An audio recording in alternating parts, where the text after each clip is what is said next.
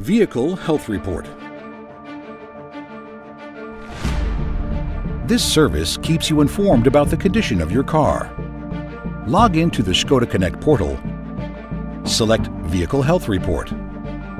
Then select Settings, where you can choose whether the report should be created based on time criteria or based on mileage.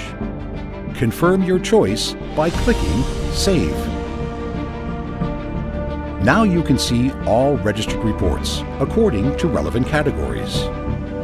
In case of a defect, you can use the report to track down details. Reports that are no longer needed, for example because they do not contain any events, can be deleted at any time by clicking Delete.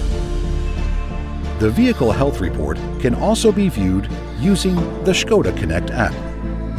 The latest report will be displayed when choosing the Vehicle Health tile. A new report can be generated by tapping on Request Report.